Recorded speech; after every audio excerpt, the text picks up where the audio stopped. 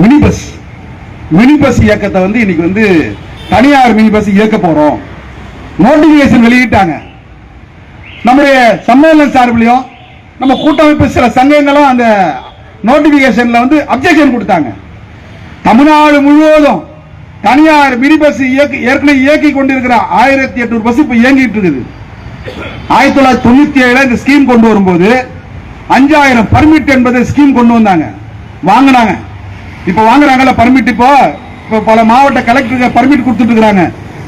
தென் சென்னையில சோழிங்கநல்லூர்ல பல பர்மிட்டுகளை கொடுத்தாச்சு, செங்கல்பட்டுல பர்மிட் கொடுத்தாச்சு. வாங்குற மாதிரி 5000 பர்மிட் வாங்கினாங்க 97. இன்னைக்கு 1800 பர்மிட் மட்டும் தான் மினி பஸ் இயங்குது. மிச்சமெல்லாம் ஓட்ட முடியல, லாபம் இல்ல, நஷ்டம், நிப்பாட்டிட்டாங்க. இப்ப அது போன்ற ஒரு பர்மிட்டை இப்ப இவங்க டிக்ளேர் பண்றாங்க. அன்னைக்கு 1 கிலோமீட்டர் நம்முடைய போக்குவரத்துக்காக இயங்கக்கூடிய வழித்தடத்தில் இயக்கணும். 14 கிலோமீட்டர் கிராம பகுதியில் இயக்கணும், பேருந்துகள் இயங்காத பகுதிக்கு போகணும். சர்வீடு ரூட், அன்சர்வீடு ரூட். இன்னைக்கு கொண்டு வந்த அந்த தனியார் மினி பஸ்ல 8 கிலோமீட்டர் நம்முடைய நகர பேருந்துகள், அரசு பேருந்துகள் போகக்கூடிய வழித்தடத்தில் போவோம். 17 கிலோமீட்டர் கிராம பகுதியில் அன்சர்வீடு ரூட்ல போகணும்னு ஒரு பர்மிட்டை இவங்க கொண்டு வந்துருக்காங்க. இப்போ இது சம்பந்தமான ஒரு அப்ஜெக்ஷன், தனியார் மினி பஸ் ஏற்கனவே ஓட்டினவங்க நாங்களாம் ரொம்ப லாஸ்ல இருக்கிறோம், முதல்ல எங்களுக்கு அந்த பர்மிட்டை எங்களுக்கு மாத்தி கொடுங்க, அதுக்கு பிறகு நீங்க பர்மிட்டை நீங்க புது பர்மிட்டை கொடுங்கன்னு அவங்க சண்டை போடுறாங்க.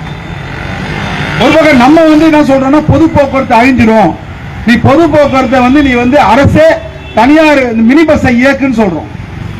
மாநகர போக்குவரத்துக்கு ஒரு அப்ஜெக்ஷன் கொடுக்குறாங்க.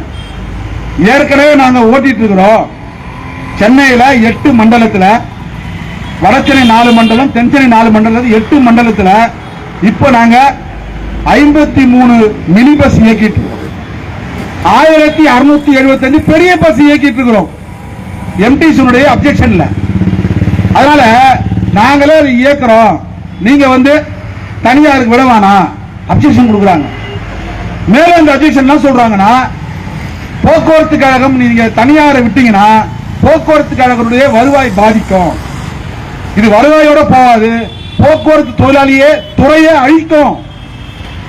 எம்டிசி அப்ஜெக்ஷன் இருக்குது. இப்படியெல்லாம் ஒரு அப்ஜெக்ஷன் பெற்ற பிறகு இந்த அரசாங்கம் மினி பஸ் இயக்கு பர்மிட்டை கொடுத்துட்டு இருக்காங்க. நம்முடைய சிஐடி நம்ம சம்மேளனம் இதை எதிர்த்து ஒரு வழக்குக்கு தாக்கல் பண்றதுக்கு நம்ம அப்ளை பண்ணிட்டோம். நாளைக்கு வழக்கு விசாரணைக்கு வந்து வச்சுங்களேன்.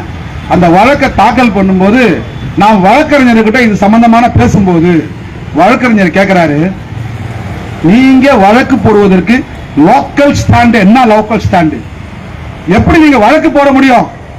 நீங்க அரசு போக்குவரத்து கழகத்துக்கு நீங்க ஓனரா? நீங்க எப்படி வழக்கு போட முடியும் கேட்கிறாரு. நம்மளால போட முடியாது. ஏன்னா நம்ம பொது போக்குவரத்து பாதுகாக்கணும் போராடுறவங்க.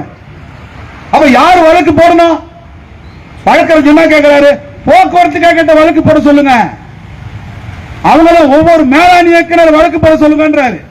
அவரோ ஓனர், எம்டிசிக்கு ஓனர் நம்ம எம்டிசி எம்டி, எஸ்சிடிசிக்கு ஓனர் எஸ்சிடிசி எம்டி, அவங்க வழக்கு போடணுங்க. நீங்க வழக்கு போறீங்களா?